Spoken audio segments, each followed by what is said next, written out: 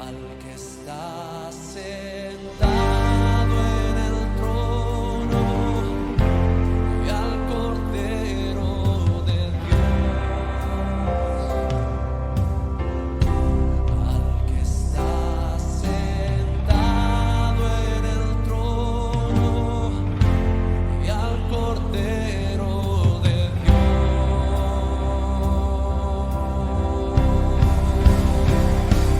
sea la gloria, la honra, el poder, la alabanza por siempre.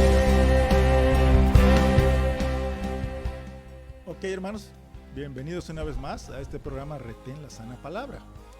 Bueno, qué bueno que están todos conectados con nosotros a esta estación de radio que siempre tiene cosas nuevas para ofrecerles, siempre tiene buenas nuevas, tienen noticias agradables que son de bendición y mucho más en este espíritu que nos envuelve durante este mes, que es el mes de diciembre. Bueno, si tú quieres comunicarte con nosotros, el número telefónico es el 998-742-8839. Repito, 998-742-8839. Y también puedes marcar el 998-372-8395. 998-372-8395. También puedes conectarte a la dirección www.estereovidacancun.com. Repito, www.estereovidacancun.com 100.1. Ok, bueno, vamos a empezar este programa saludando a todos los hermanos que estén conectados. Quédate conectado porque seguramente este programa te va a bendecir de una manera sobrenatural. Desde este momento recibe la unción, recibe la palabra, recibe la presencia de nuestro Señor Jesucristo en tu vida. Vamos a iniciar un tema que se llama En medio de las pruebas. En medio de las pruebas. Y para esto les invito, hermanos, a que abran su Biblia en Hechos capítulo 9 del 8 al 21. Repito, Hechos capítulo 9 del 8 al 21. Son varios versículos. Bueno, pues podemos aprovechar para leer lo que quizá no hemos leído en toda la semana, ¿ok? Entonces, dile a la persona que tienes a tu lado: estoy en medio de las batallas, acabo de ganar una y viene la siguiente. Ahora contéstale: estoy en medio de las pruebas, acabo de superar una y viene la siguiente. Bueno, estamos en una historia muy conocida, estamos en medio de una historia bíblica muy conocida. Nos ubicamos en el momento en que Saulo iba camino a Damasco. No iba en camino a Jericó, no iba a las calles empedradas de Jerusalén, iba en camino a Damasco, Siria. Y vemos que está en ese camino por una razón, porque iba a detener a los cristianos, iba a secuestrar cristianos, iba a matar cristianos, ¿ok? Iba por esos caminos empedrados. Y entonces, en ese tiempo, nos damos cuenta que viajaban todos por medio de caballos, o por medio de mulas, por medio de burros, o incluso a pie, porque las distancias no estaban muy lejanas. Entonces, ahí estaba este varón llamado Saulo de Tarso. Ahí estaba Saulo. Y como saben, hermanos, todos nosotros sabemos que Saulo tuvo un encuentro con Dios. Saulo tuvo un encuentro con Dios en el camino a Damasco, Siria. Bueno, vamos a fijar esta escena. Vamos a imaginarnos esta escena. Nos ubicamos en medio de esta situación. Y entendamos que Saulo de Tarso fue derribado de su caballo por el poder de Dios. Y la pregunta es, hermanos, ¿has sentido cómo Dios te derriba del caballo? Repito, ¿has sentido, hermano, cómo Dios te derriba del caballo? ¿Para qué? Para tener tu atención. Solo para llamar tu atención, para que tú voltees la mirada y le digas: ¿quién eres, Señor? ¿Ok? Porque para obtener la atención de Saulo, Dios Dios personalmente lo derribó de su caballo. Dios personalmente. Jehová, Dios de los ejércitos, personalmente derribó a Saulo de su caballo. Y le mostró una luz brillante. Eso interrumpió todo en la vida de Saulo. Eso interrumpió su vida.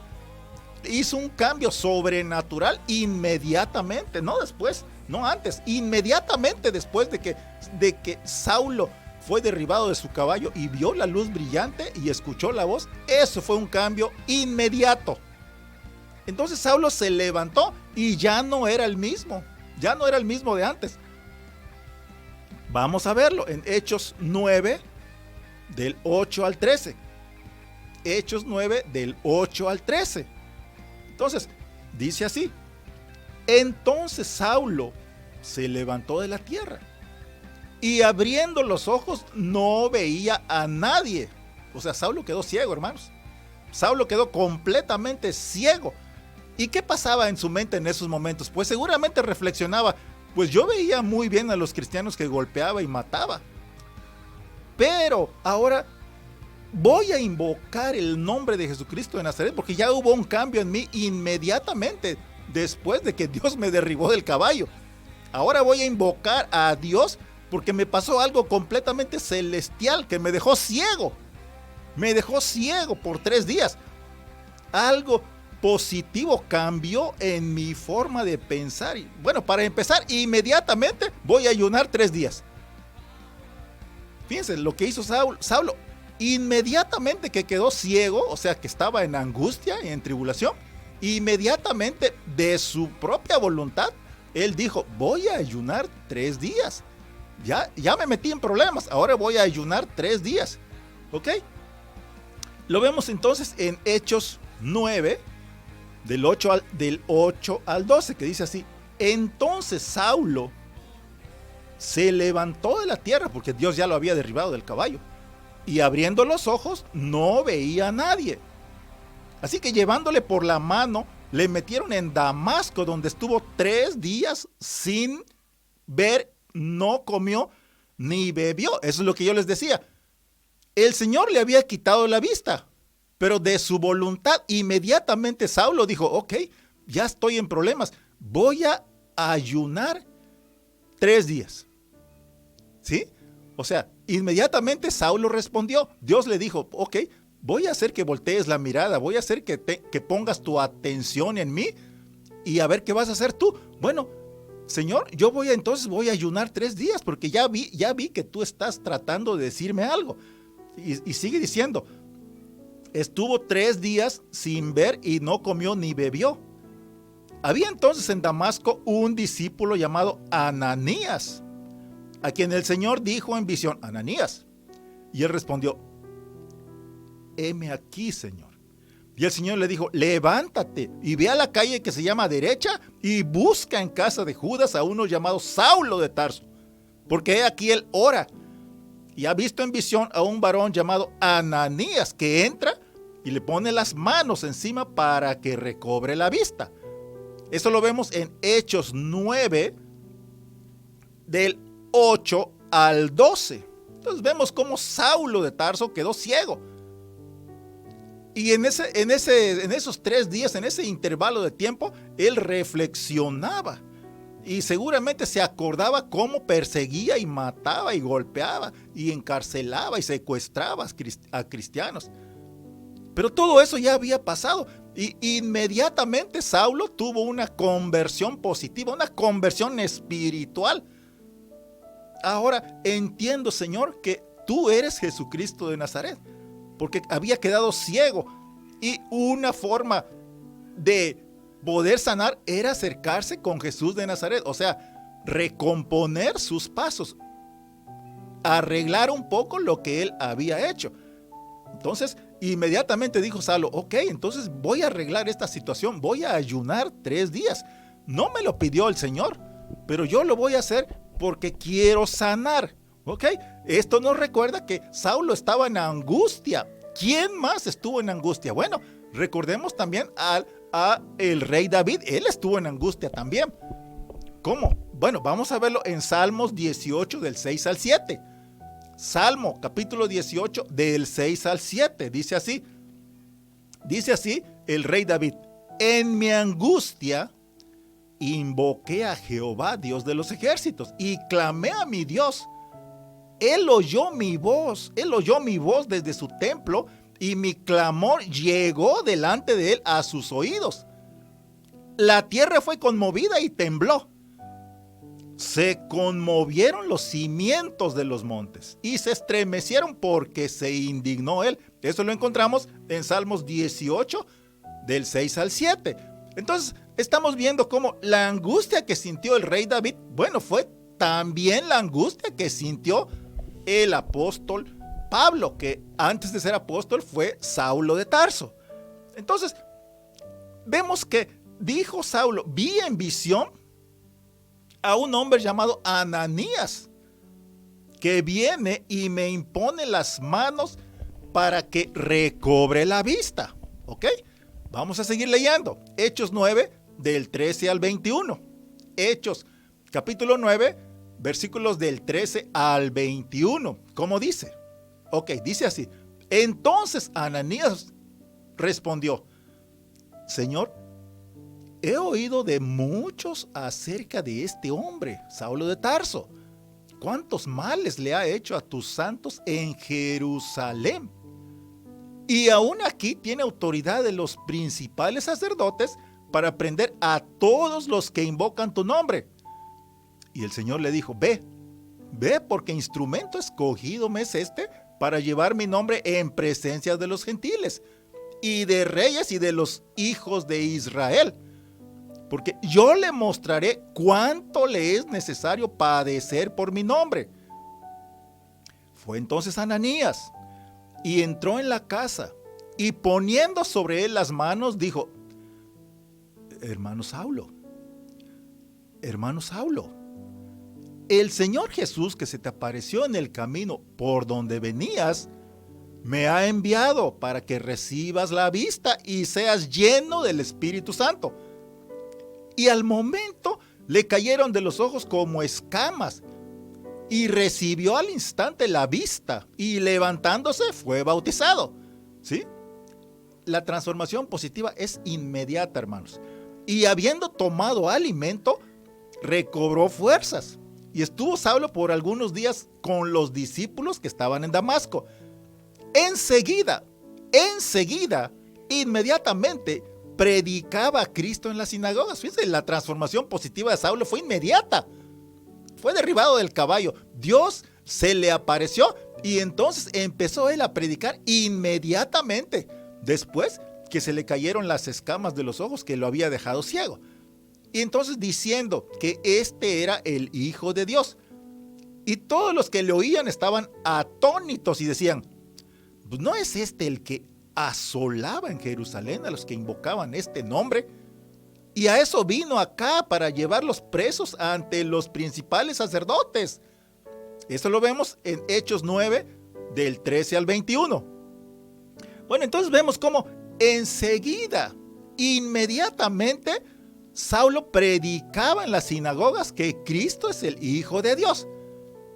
Pero vamos a hacer una cosa, vamos a recordar cuando Dios lo derribó del caballo y lo dejó ciego. Inmediatamente Saulo ayunó 3 días. O sea, Saulo quería arreglar la situación. Inmediatamente que quedó ciego, Saulo inmediatamente se ayunó 3 días. Ahora, porque estaba en angustia. Y David, ¿qué fue lo que dijo? Bueno, David dijo: en mi angustia invoqué al Señor. Nos está mostrando la Biblia que la misma angustia que sintió David, también la sintió Saulo. ¿Ok? Entonces, estamos viendo que el tema de hoy es en medio de las pruebas. No solo tú has sentido angustia, hermano. El profeta Saulo, el rey David, han sentido también angustia. Todos hemos sentido angustia. No pienses que tú eres el único que ha sentido angustia, que has sentido dolor, que has llorado, que te has sentido solo, que te has sentido desvalido, que has sentido que no tienes fuerzas, que has sentido que ya estás más para allá que para acá. Entonces, acuérdate que incluso el apóstol Pablo, el rey David y todos los profetas seguramente sintieron angustia, pero todos ellos estuvieron bajo la unción del Espíritu Santo que les dio fuerza y les hizo recobrarse. Entonces, vamos a darle la bienvenida en este momento a nuestro Señor Dios. Bueno, gracias Señor Dios Todopoderoso, Padre Celestial. En el nombre de Jesús nos acercamos a tu trono. Estamos sedientos, Señor Dios. Estamos sedientos de ti. Rogamos que tu precioso Espíritu Santo se mueva en medio de tus siervos. Te agradecemos, Dios Todopoderoso, por adelantado, por todo lo que vas a hacer, por todas las bendiciones. Eres bienvenido, Espíritu del Dios viviente. Bienvenido, Señor Jesucristo. Gran Dios que eres, a este lugar y a cualquiera que esté escuchando. Haz una transformación positiva, Señor. Oramos en el nombre de Jesucristo de Nazaret. Amén y amén. Bueno, muy bien, hermanos. Vamos a analizar un poco este texto, ¿ok? Entonces, vamos a entenderlo bien, vamos a entender los porqués, vamos a entrar al contexto de este texto. Vamos a ver de dónde es extrapolado este pasaje. Vamos al preámbulo de este texto y cómo se fueron acomodando todas las cosas para que se dé este momento, para que se dé este panorama, ¿ok? Entonces, vemos cómo se dio este momento, cómo se dio esta situación. Para eso vamos a Hechos, capítulo 6, versículo 5. Hechos, capítulo 6, versículo 5. Y ahí en Hechos 6, 5, vamos a ver la elección de los 7 diáconos después de que el Señor fue crucificado. Casi inmediatamente después de que el Señor fue crucificado, eligieron a 7 diáconos, los propios apóstoles. ¿Ok?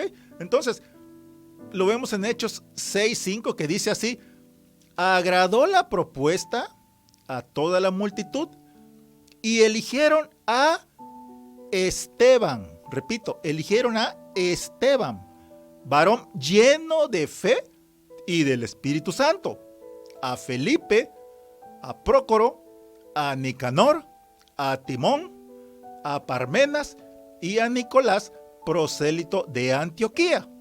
Hechos 6:5. Y seguimos en Hechos 6:8, que dice así: y Esteban, que fue uno de los 7 diáconos, lleno de gracia y de poder, hacía grandes prodigios y señales entre el pueblo. Eso lo vemos en Hechos 6:8. Y seguimos cómo se dio esta situación. Hechos 6:9. ¿Qué dice? Bueno, dice así: entonces se levantaron unos de la sinagoga llamada de los libertos y de los de Cirene, de Alejandría, de Cilicia y de Asia, disputando con Esteban. Recordemos que Esteban hacía grandes prodigios y señales entre el pueblo. Él era uno de los 7 diáconos después que nuestro Señor Jesucristo murió. Entonces, seguimos leyendo en Hechos 7:58. Hechos 7:58. Estamos viendo cómo se dieron las cosas para que había llegado hasta la situación de Ananías. Entonces, dice Hechos 7:58. Y echándole fuera, o sea, a Esteban le habían echado fuera, y echando fuera a Esteban de la ciudad, le apedrearon a Esteban. Y los testigos pusieron sus ropas a los pies de un joven que se llamaba Saulo de Tarso. Repito, y echando fuera a Esteban de la ciudad, le apedrearon. Y los testigos pusieron sus ropas a los pies de un joven que se llamaba Saulo de Tarso. Hechos 7:58. O sea, Saulo de Tarso estaba contento en que apedrearan a Esteban. Saulo de Tarso era cómplice de los que estaban matando a pedradas a Esteban. Saulo, el mismo Saulo de Tarso. Bien dice un refrán que tanto mata el que mata la vaca como el que le jala la pata. Saulo nada más estaba agarrando las ropas, pero seguramente agarró una piedrecita por allá y también se la aventó a Esteban. Y vemos en Hechos 7:59 que dice así: y apedreaban a Esteban mientras él invocaba y decía: Señor Jesús, recibe mi espíritu. Hechos 7:58. Y tiempo después, estamos viendo que Pablo fue de visita a Listra en su viaje misionero.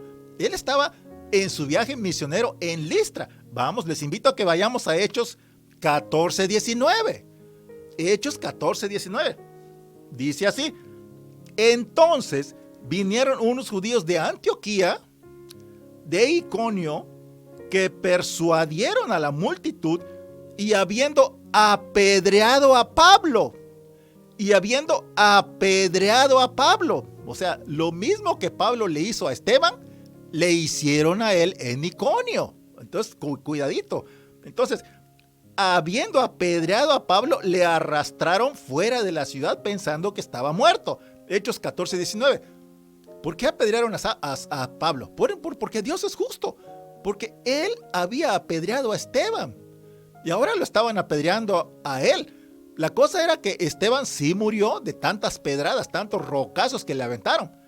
Y Pablo logró salir vivo. Entonces, este fue el preámbulo, este fue el contexto de este texto que estamos analizando. Entonces vimos cómo se fueron dando las situaciones, ¿sí? Vimos la atmósfera que existía en ese momento.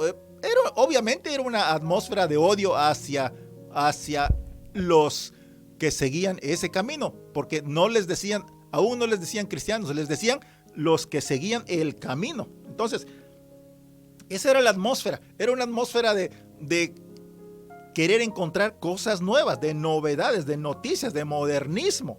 Esa era la noticia, que Jesucristo había muerto y resucitado, y que quedaban todavía algunos que seguían a Jesucristo de Nazaret. Entonces la noticia era, pues a todos ellos vamos a matarlos, ¿ok?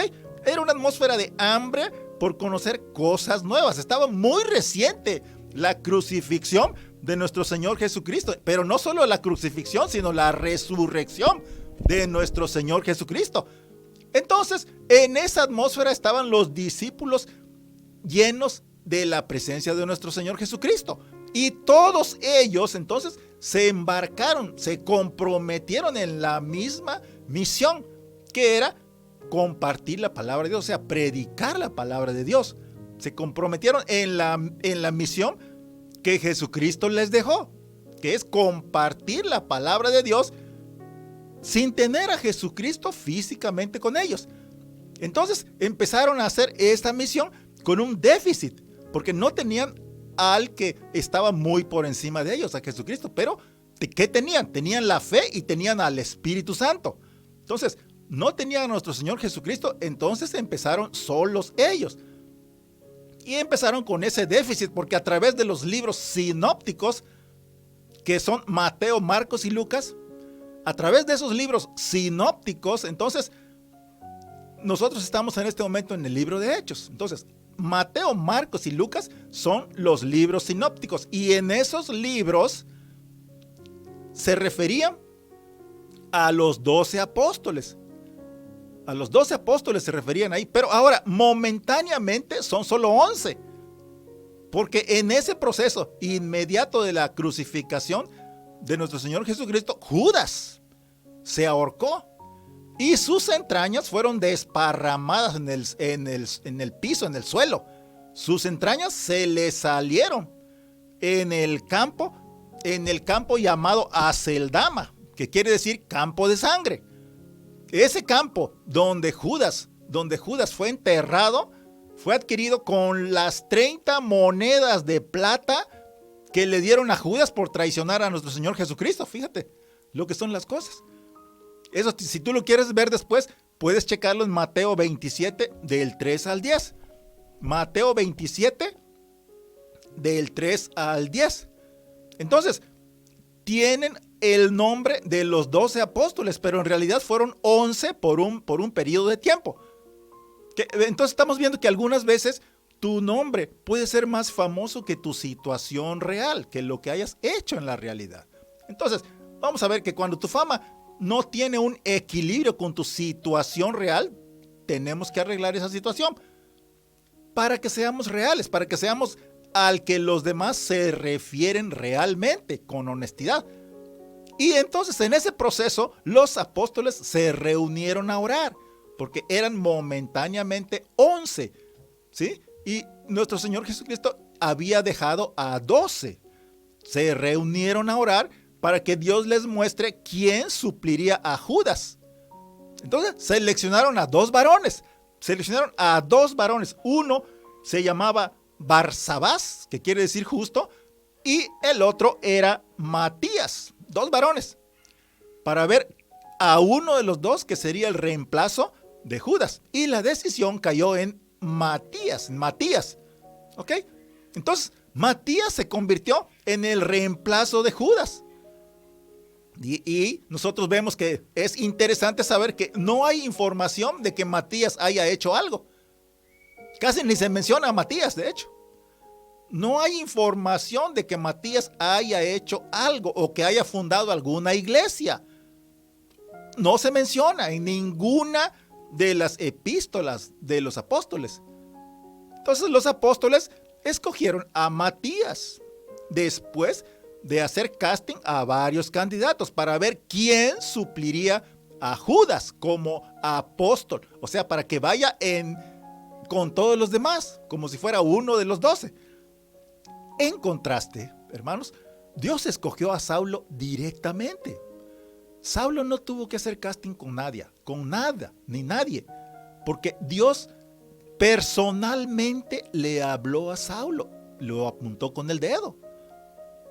Saulo, al que llamamos después Pablo, el apóstol Pablo, fue escogido directamente por Dios,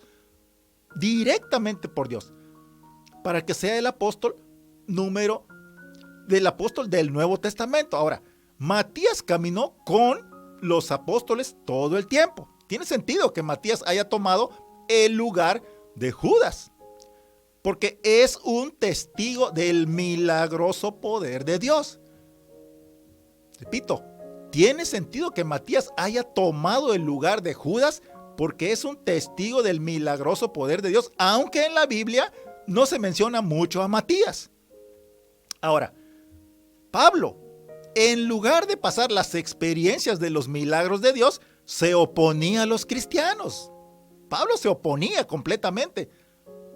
De hecho, cuando Saulo se encontró con Dios, estaba en medio de un viaje de captura de más cristianos para secuestrarlos, llevarlos a la cárcel, llevarlos a juicio, condenarlos, matarlos, apedrearlos, lastimarlos, denigrarlos. Ese era Saulo de Tarso. Y estaba en ese camino. Ese era su plan, ese era su proyecto. En ese camino a Damasco, lo que hoy es Siria, para llevarlos a un juicio. ¿Ok? En ese tiempo aún no se le llamaba cristianos a los hermanos. Se les decía los creyentes del camino de Dios. Los creyentes del camino de Dios. Entonces, Saulo en esos tiempos, él trataba de encontrar gente que estuviera en ese camino para detenerlos y meterlos a la cárcel. Entonces, en eso él estaba cuando tuvo un encuentro con Dios. Él tuvo un encuentro directamente con Dios. ¿Cuántos han tenido un encuentro con Dios en estos días? Ojalá tuviéramos todos un encuentro con Dios, así como el de Saulo, para que nuestra transformación sea inmediata. Un segundo después del encuentro con Dios, ya somos nuevos, ya somos otras personas, ya somos diferentes, ya tenemos la gracia y la gloria de Dios con nosotros. Entonces vamos a ver algunas diferencias en el Antiguo Testamento entre el rey Saúl, que fue alguien que le dio Dios a Israel, porque ellos deseaban un rey. Ellos querían un rey, o sea, Israel quería un rey y Dios les dio a Saúl. En comparación con David, a quien Dios escogió directamente. Entonces, estamos viendo que Dios le dio a Israel a David porque quiso dárselos, ¿sí? Quiso dárselos. Dios lo ungió. vemos que muchos son llamados y pocos escogidos. En el Antiguo Testamento, Saúl fue llamado, pero David fue escogido. Entonces recordemos que cuando el reino se le quitó a Saúl, el profeta Samuel estaba llorando y Dios le dijo: Samuel, ¿por qué estás llorando por el que yo rechacé? ¿Por qué lloras por el que yo rechacé? Ya encontré un varón conforme a mi corazón. Aquí está el contraste, hermanos. Miren, entre Saúl y David. Saúl es un rey con todos sus derechos naturales. Él es un rey, tiene la estatura, la talla, la categoría de rey. Tiene la conducta, el comportamiento, el porte de un rey. Viene de la tribu de Benjamín, tiene la conducta, el comportamiento. Tiene pedigrí, está profetizado que él sería rey. Mientras tanto, David viene de la casa de Judá. David no tiene pedigrí. David no tiene la fama. David no tiene el fondo. David no tiene el antecedente. David no tiene las bases, no tiene el origen, no tiene la experiencia, la educación, el pasado que tiene Saúl. David viene de la tribu de Judá. No tiene una historia detrás de él. No tiene una historia que lo relacione con algo de la realeza, con connotaciones de realeza, de majestad, de monarquía o de trono. David es más humilde que Saúl. Pero ¿qué decía David? David lo vemos en Salmos 18:6, que dice así: en mi angustia invoqué a Jehová y clamé a mi Dios. Él oyó mi voz desde su templo y mi clamor llegó delante de él a sus oídos. Salmo 18:6. Y aquí David nos está mostrando que él tiene humildad y que está completamente comprometido con la obra de Dios. Esa es la gran diferencia. David tiene una humildad tremenda. Es humilde. ¿Como quién? Pues como nuestro Señor Jesucristo de Nazaret.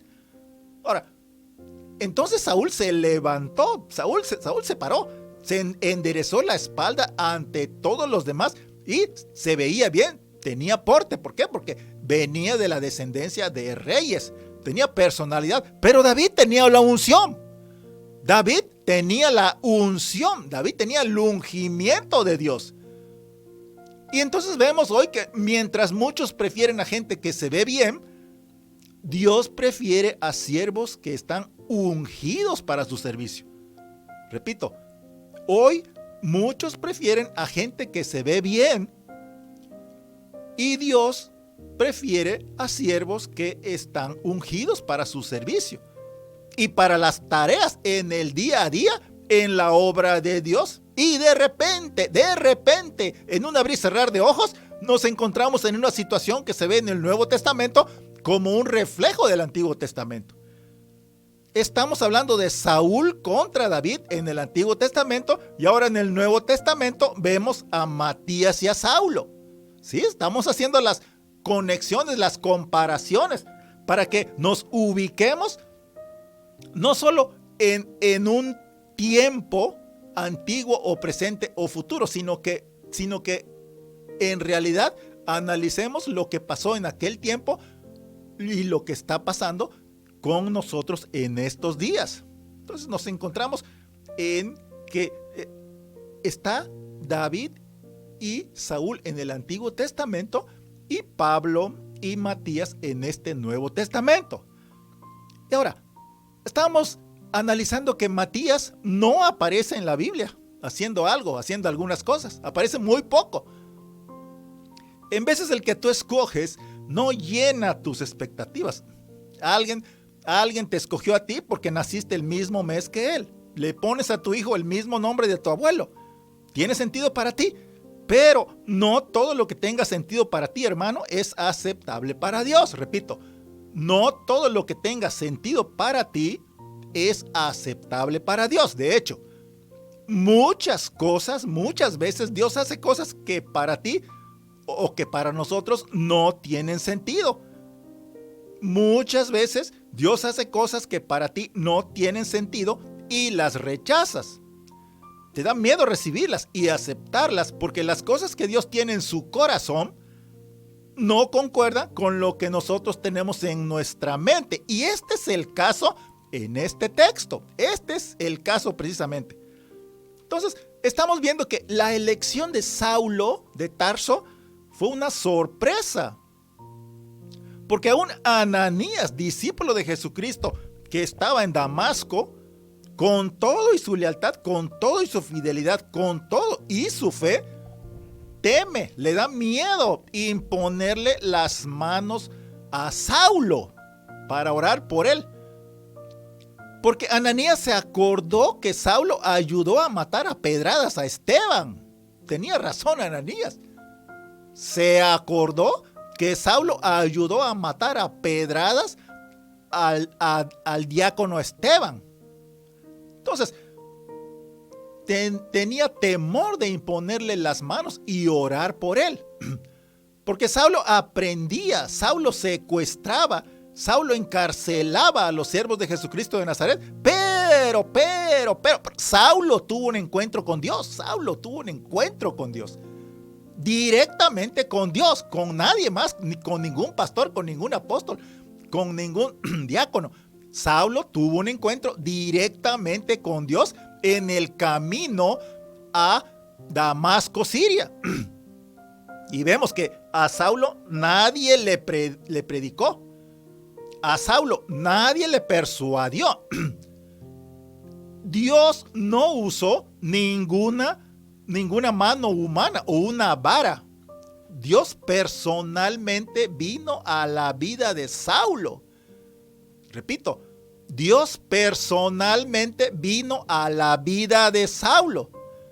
Si lees Hechos 9, puedes leer todo Hechos 9, todo el capítulo de Hechos 9, verás que era una lucha en el camino a Damasco. Todo empezó como una lucha entre Saulo y Dios, porque Saulo tenía permiso del sumo sacerdote para llegar a Damasco y detener, secuestrar, atacar, matar cristianos. Saulo tenía permiso del sumo sacerdote, pero no tenía permiso del que está muy por encima del sumo sacerdote. Repito, Saulo tenía permiso de matar a los cristianos, tenía el permiso del sumo sacerdote, pero no tenía permiso del que está muy por encima de cualquier sumo sacerdote. No tenía permiso de Dios. No tenía permiso del Dios del sumo sacerdote.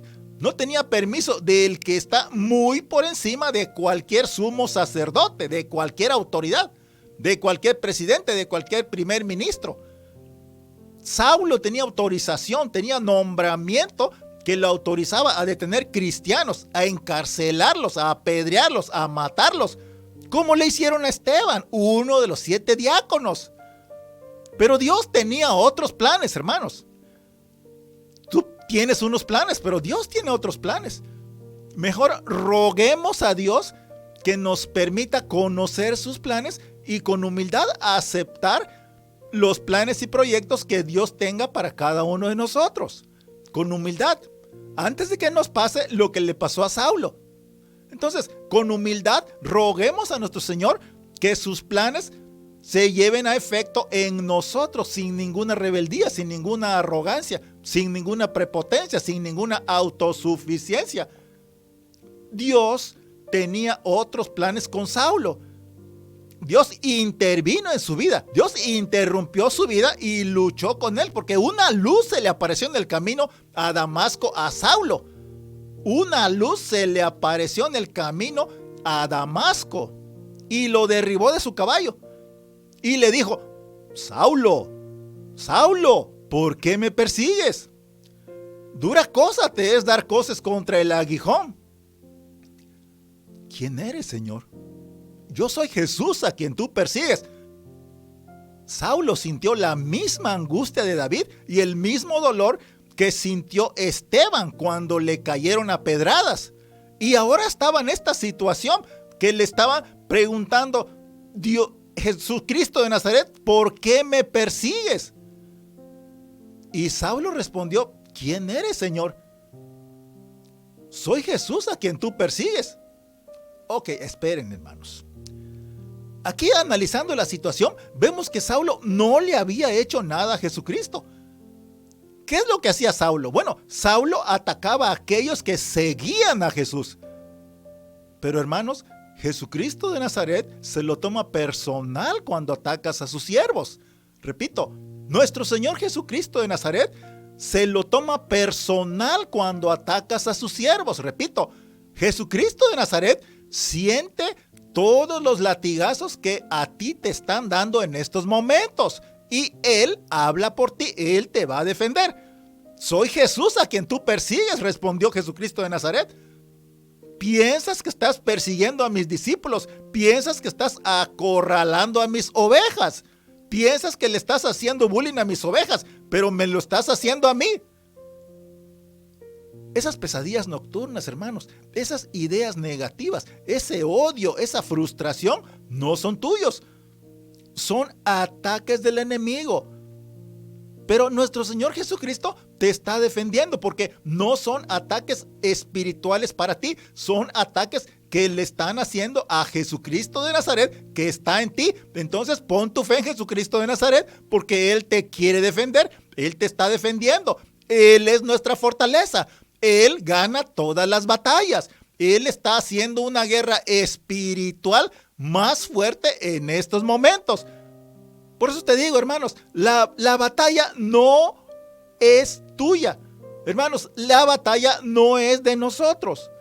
La batalla es de Dios. La victoria también es de Dios. Porque vamos a ser justos, vamos a ser sinceros. La gente piensa que está peleando contigo, pero no está peleando contigo, está peleando contra Dios que te ungió. Están peleando contra Jesucristo de Nazaret, que te puso en esta tierra para que cumplas una misión. La misión que le dio a los 12 apóstoles y a los 7 diáconos, que es compartir la palabra de Dios. No están peleando contra ti, están peleando contra el que te envió. ¿Quién es el que nos envió? Se llama Jesucristo de Nazaret. Él está sentado a la diestra de Dios en estos momentos, mirándote y reconfortando tus fuerzas, dándote nuevas fuerzas, dándote nueva visión. Esta palabra seguramente es para ti, la estás sintiendo.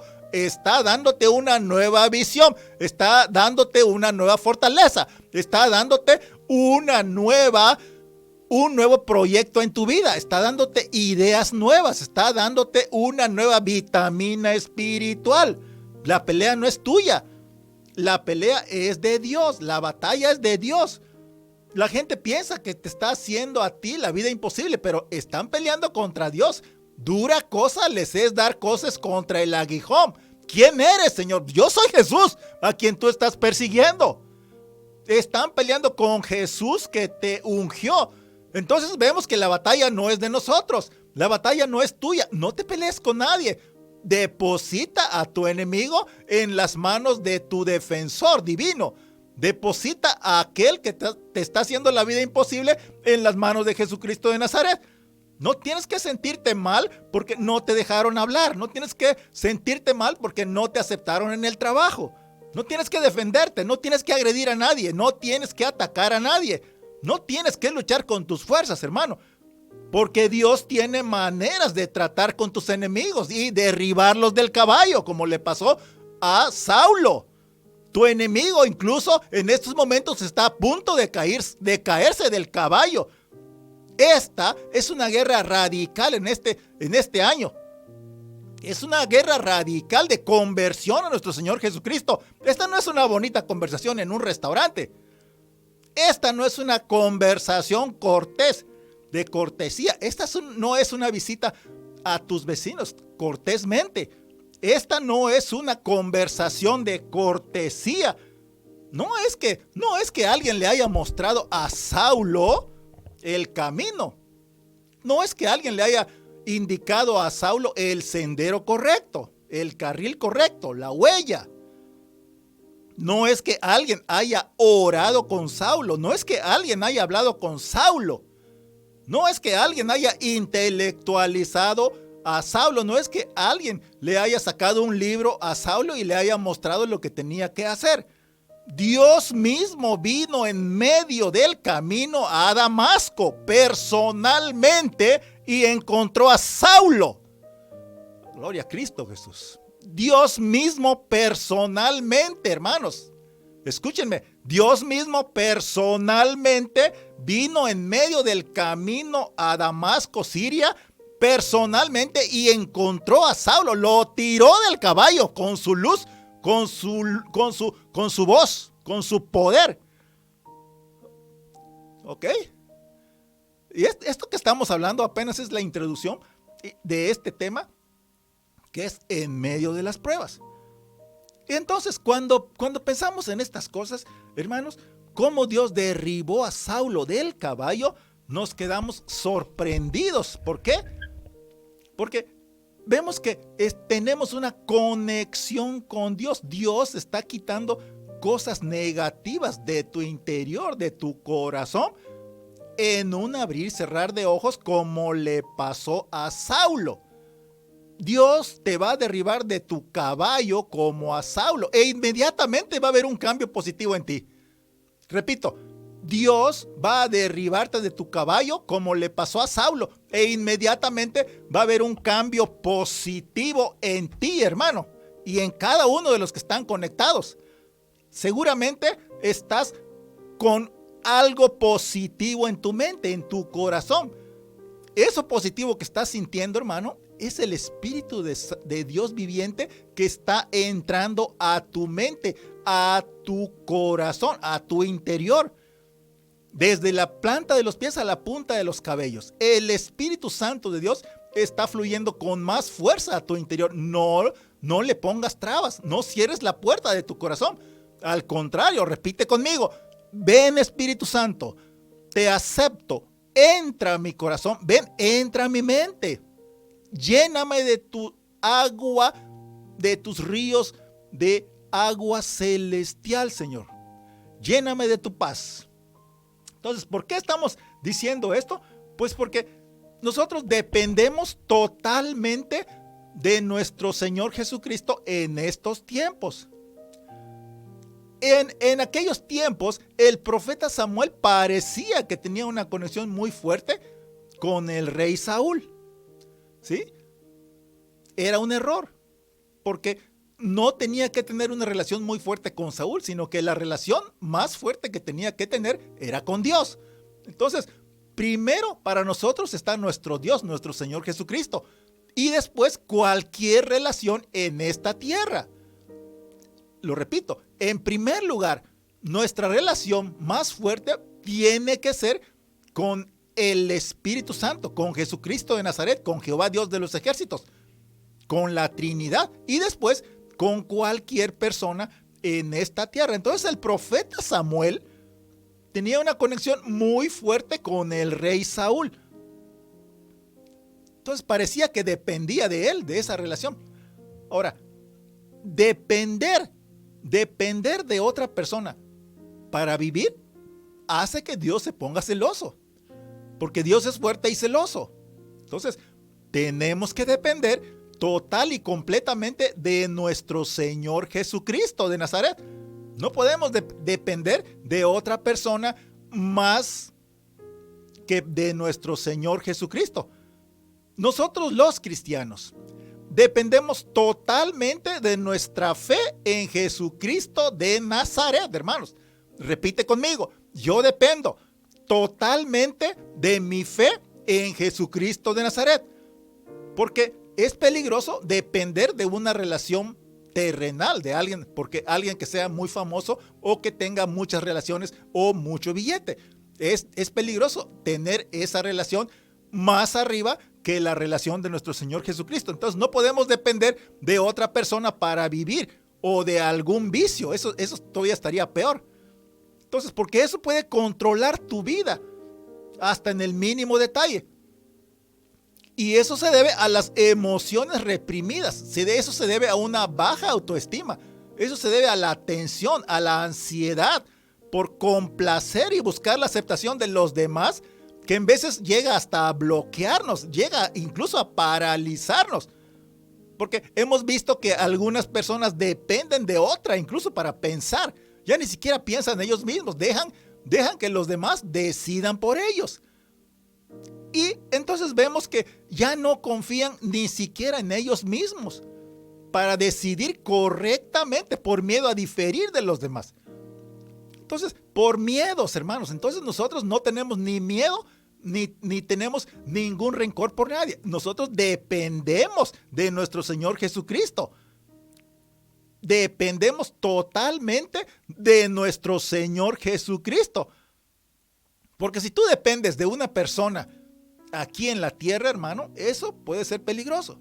Que hay personas que incluso sistemáticamente cambian de opinión si la otra persona tiene otra opinión. Entonces, si tú tienes una opinión y estás controlado por otra persona que tiene otra opinión, tu opinión va a seguir a la de la otra persona y tú te vas a olvidar de tu propia opinión. Eso es peligroso, ¿sí? Incluso ahí vemos personas que sencillamente te llevan la contraria. Hay personas que se acostumbran a vivir preocupadas, a vivir obsesionadas. Hay personas que se acostumbran a vivir ansiosas, a vivir temerosas en estos tiempos. Y sería con razón, porque estamos viendo que los tiempos en estos momentos son tiempos oscuros.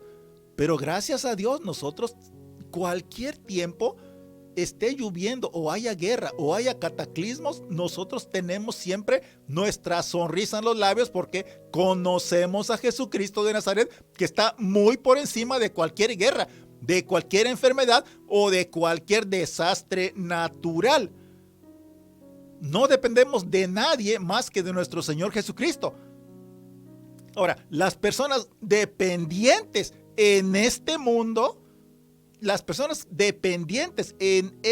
mundo, hermanos, muchas veces no se pueden quitar de la mente a la persona que la ata emocionalmente. Estas personas están bloqueadas.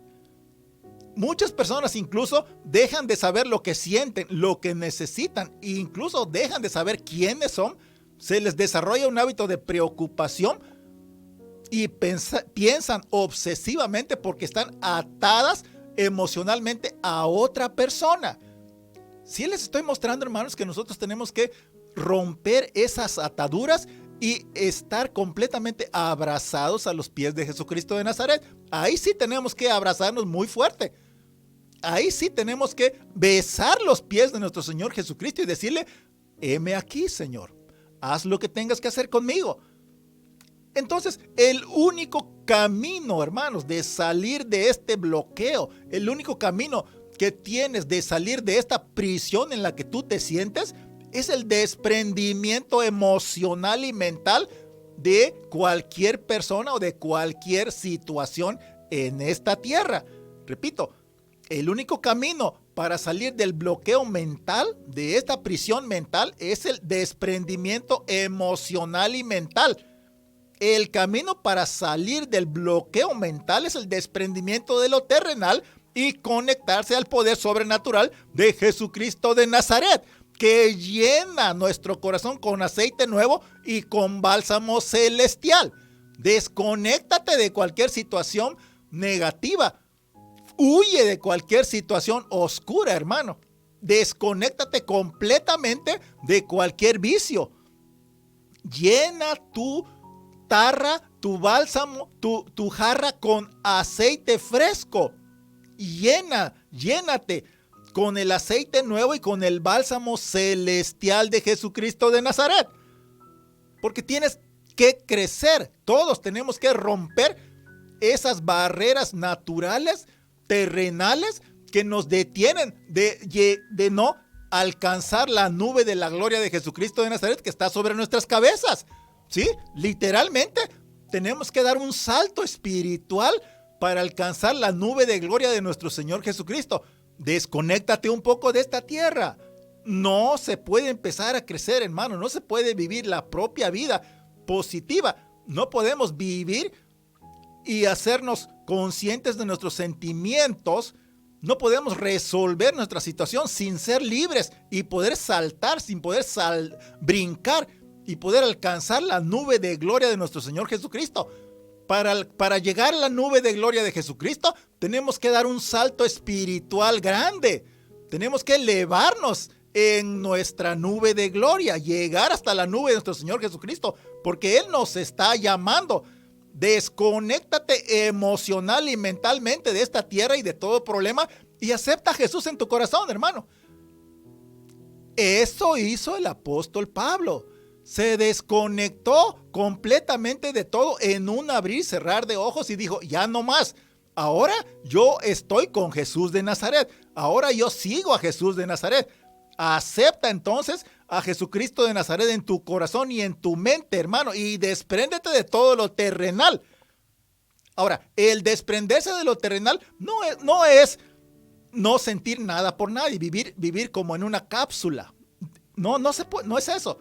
No es un retiro, no es un apartarse frío y hostil, ni tampoco es una aceptación resignada. No se trata de caminar en la vida como robot, sin que las personas y las situaciones nos afecten. No es extirpar el amor como si fuera un tumor. El desprendimiento de todo lo terrenal, hermanos, es desligarnos mental y emocionalmente, a veces físicamente, de situaciones tóxicas, relaciones negativas de otras personas que son dolorosas, ¿sí? De sus situaciones y responsabilidades que solo ellos pueden solucionar con la ayuda de Dios. Este desprendimiento de lo terrenal, hermanos, parte de la realidad que cada quien es responsable de sí mismo. Recordemos que la salvación es personal. Entonces, si te están aconsejando, ya deja toda terrenalidad y toda carnalidad y elévate para aceptar a Jesucristo de Nazaret en tu corazón, hazlo, porque es un buen consejo. Yo en estos momentos te estoy aconsejando, ya despréndete de todo lo terrenal, de todo lo carnal y elévate en el espíritu. Da un salto en el espacio espiritual, llegando a la nube de gloria de Jesús de Nazaret, que tiene los brazos abiertos en estos momentos y te está diciendo, ven hijo, porque aún hay un poquito de tiempo. Yo te acepto. He escuchado tu oración, he escuchado tu ruego, he escuchado tu súplica. Ahora yo te estoy aceptando. Este es tu momento. Acéptalo. Da un fuerte salto para arriba, porque espiritualmente tienes que elevarte. No vayas para abajo. No vayas al oscuro. Ven a la luz, ven a la claridad, ven al Verbo Santo, ven a la eternidad, ven a la nube de gloria donde estoy yo. Te dice Jesucristo de Nazaret. Acéptalo en tu corazón, hermano. Esta palabra es para ti directamente. Todo el que esté conectado en este momento, acepte a Jesucristo de Nazaret. Es un buen consejo, hermanos. Acéptenlo en estos momentos. Dime si ya lo aceptaste en estos momentos, porque es un buen consejo. No esperes para mañana. No esperes a una hora. No sabemos lo que va a pasar dentro de media hora. Acéptalo en este momento, hermano, porque es tu momento. Hay un papelito escrito con tu nombre en el cielo en este momento. Tienes que decir, estoy aquí presente y estoy listo para dar este salto espiritual para llegar a Jesucristo de Nazaret. El apóstol Pablo lo hizo en un abrir y cerrar de ojos. Apenas cayó del caballo, dijo, sí, Señor, yo te acepto en estos momentos porque ya no tengo tiempo que perder. Ahora voy a hacer otra cosa. Ya no voy a hacer lo que antes hacía. Ya no voy a perseguir a los cristianos. Ahora voy a predicar la palabra de Jesucristo de Nazaret. Gracias te damos, precioso Jesús. Esta es la palabra para esta tarde, hermanos. Vamos a darle la gloria a nuestro Señor. Gracias, Jesús. Tuya es la gloria, tuya es la alabanza, tuya es la adoración, Señor. Tú nos tienes, Jesús precioso de Nazaret, elevados en el espíritu. Todos mis hermanos en estos momentos, Señor, están sintiendo lo que yo siento, tu presencia, Señor. El abrazo de Jesús de Nazaret. Estamos sintiendo tu mirada traspasándonos la mente, traspasándonos el cerebro. Estamos sintiendo, Jesús de Nazaret, el mismo ritmo del latir de tu corazón. Estamos sintiendo, precioso Jesús, el respirar de tus pulmones, Señor, cerca de nosotros, precioso. Eres el único, eres el Rey de la creación, eres santo, eres sublime, eres magnífico, eres precioso, eres el más hermoso.